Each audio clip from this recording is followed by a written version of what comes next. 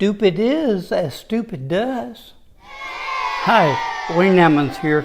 That was my rather poor impersonation of Tom Hanks in the movie Forrest Gump.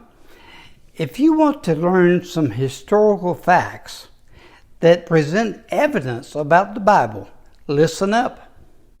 You may or may not believe in the Bible, but to deny historical facts, that's just plain stupid.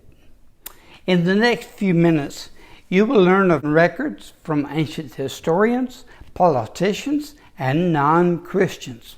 You will also hear of testimonies from Christians that are not even mentioned in the Bible, as well as some amazing archaeological findings. Stay tuned.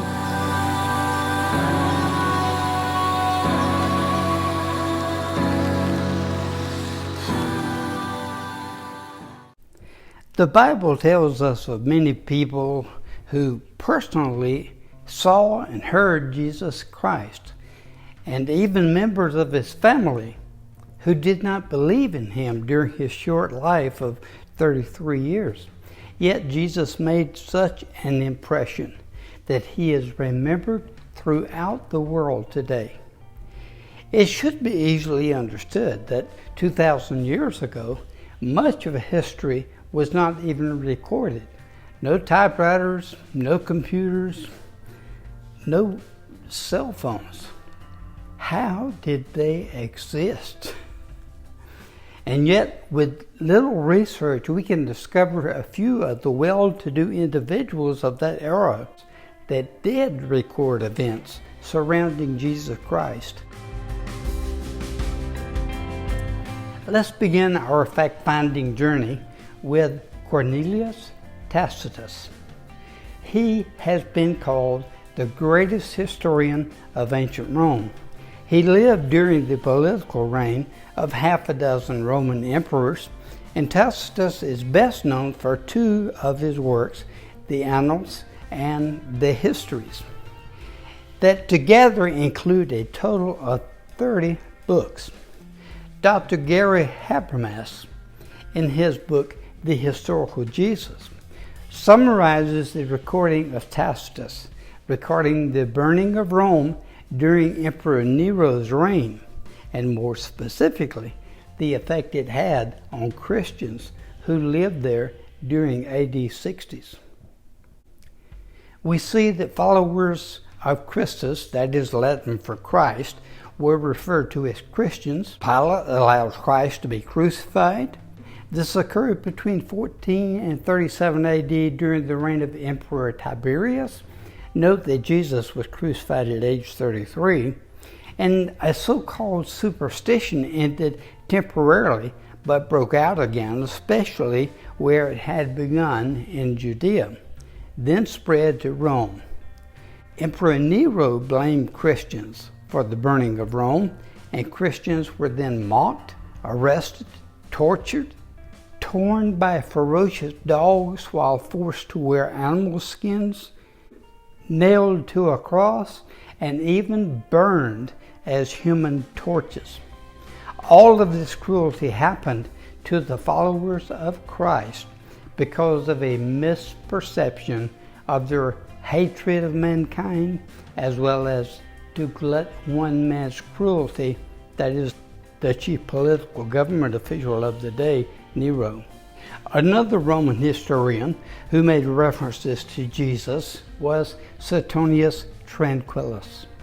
He was the chief secretary to Emperor Hadrian from 117 to 138 AD, and as with Tacitus, Satonius had access to imperial records, and he compiled recordings of several events during the reign of various emperors.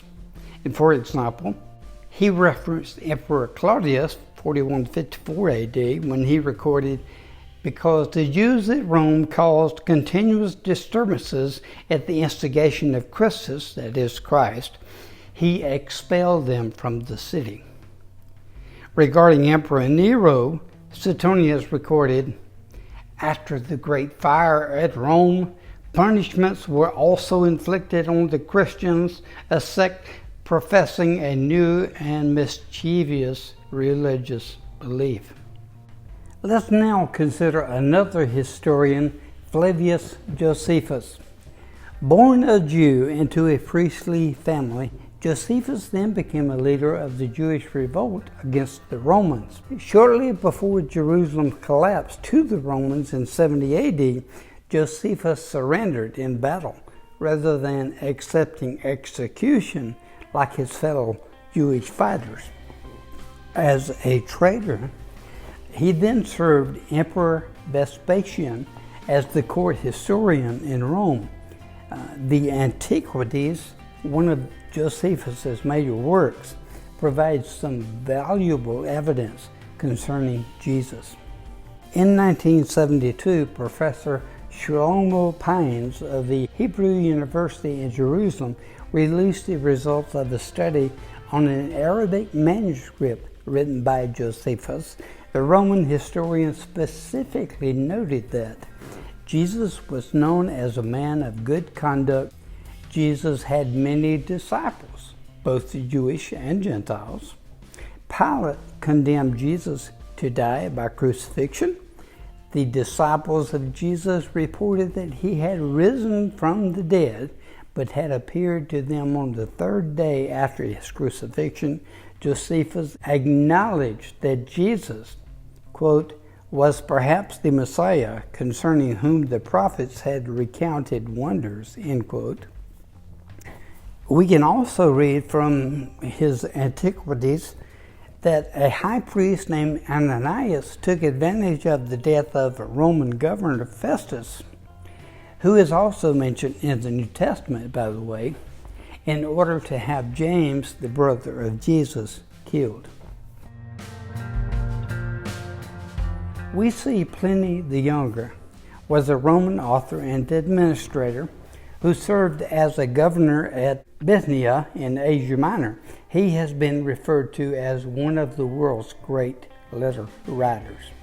Pliny's 10th book describes how he took actions against Christians around 110 AD. We can find several things about Jesus and Christianity: that after interrogations, any person who would not deny being a Christian was to be executed.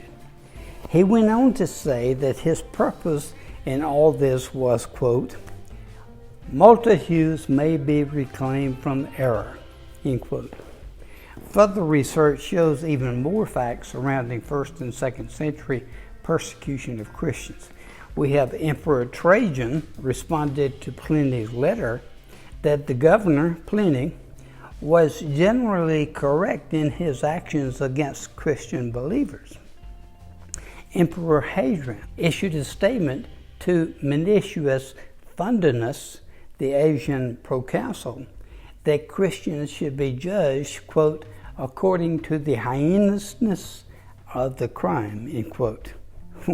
Whatever that means.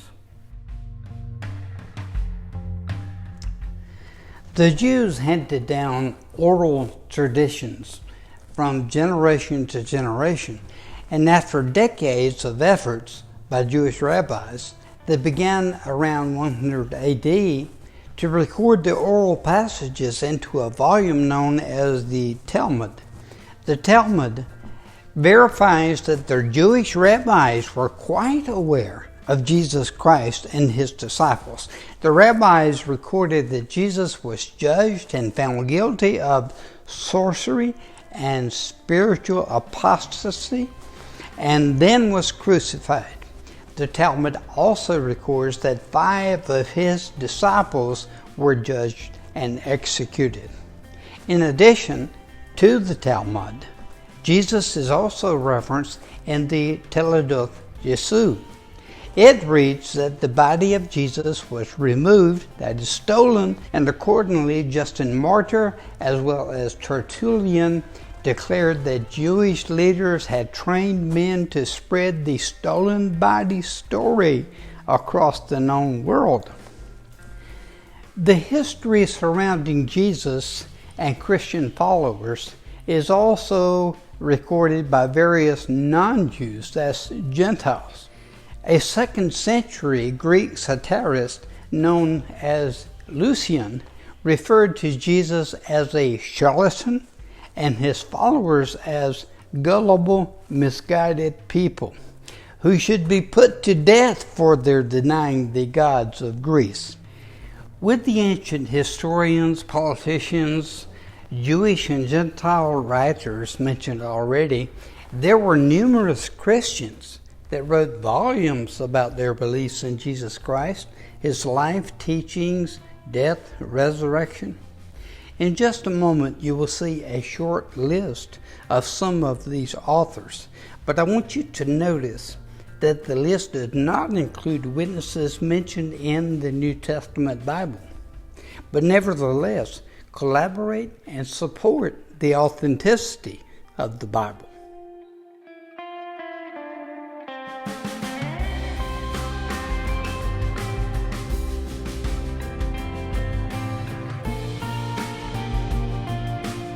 There is much more evidence that supports the authenticity of the Bible.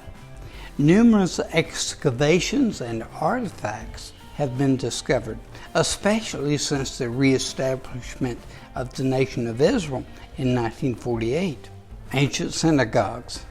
We read in Matthew 4th chapter, 23rd verse, and other scriptures where Jesus visited and ministered in synagogues. Critics had declared this to be fallacious, as they claimed that synagogue did not exist in the land until after Jerusalem fell in 70 AD after the death of Jesus. Yet, at least 10 synagogues have been excavated and dated prior to 70 AD. Pool of Shalom. We read in John chapter 9 where Jesus healed a blind man at the Pool of Shalom. It was uncovered by accident in 2004. Jacob's Well. In the 4th chapter of John, we read where Jesus met a Samaritan woman at Jacob's Well and assured her of living water. Christian, Muslim, and Samaritan religions all agree today that this particular well is the one located at Sychar, just south of Ascalon. Ossuary of both Caiaphas and James. A custom of the Jews during the time of Jesus was to preserve the bones of their dead in an ossuary. The names of the deceased were inscribed on the exterior of the small boxes. The ossuary of the high priest Caiaphas, who led the trial against Jesus, as well as James, the brother of Jesus, was recently discovered. Johannan's heel bone. We read in the Gospels that the hands and feet of Jesus were nailed to a cross while being crucified. In June 1968, an ancient burial site was uncovered about a mile from the old Damascus Gate in Jerusalem. Skeletal remains dated around 70 AD included the heel bone of a young man with a 7-inch long nail still attached sideways in his heel. Again, these are just a few of the recent archaeological findings that collaborate with the authenticity of the Bible. But I will mention one more that is most amazing, called the Shroud of Turin. At the death of Jesus, he was wrapped in a clean linen in preparation for burial. We see this in Matthew 27th chapter. The Shroud of Turin is a linen cloth measuring 14 feet 3 inches long by 3 feet 7 inches wide that many believe is the actual garment of Jesus. It has been and is the subject of intense investigation after multiple scientists and a battery of non-destructive testing. Indeed, some quite interesting facts exist about this shroud. Blood stains, pollen samples, the cloth weave, and coins presumably placed on the eyelids date back to the time of Jesus, 30 AD. The front and back of the man is imprinted on the cloth. The imprint has scientifically been determined not to be caused by paint, dye, powder, or any foreign substance. Scientists have determined that the image is composed of oxidized, dehydrated, and conjugated fibers of cloth similar to the effects of scorching. Pathologists have determined that the body could not have been unwrapped, since many of the bloodstains were intact, including blood clots, and such action would have disturbed the bloodstains. A scientific team of pathologists and other medical doctors have determined that the man from the shroud may very well have been the same man described in the Bible as being severely injured and crucified, and his body was in a state of rigor mortis when wrapped, and the man from the shroud had a series of punctures throughout his scalp, a severely bruised face, and a horrible whipping with over 100 wounds. He had punctured feet and wrist, but no broken bones. He had post-mortem chest wounds from which traces of blood and watery fluid was evident. The Shroud of Turin has been maintained for posterity at the Turin Cathedral in Italy since 1578. No credible evidence has survived that the body from the shroud was any other than that of Jesus Christ. However, it remains a scientific mystery. So, here we are, a search for evidence regarding truth about Jesus Christ and Christianity. Today's broadcast, as well as others in this series, has presented many facts about Jesus, his life, his teachings, his death, his resurrection. These facts are spread out across various categories, most of which are not even mentioned in the Bible, but they all support and collaborate with what is in the Bible. You can hear much of what the Bible says in other broadcasts within this series entitled, Jesus? Really? Now, while some may claim that we know almost nothing about Jesus from ancient non-New Testament sources, you know from today's session that this is simply not the case.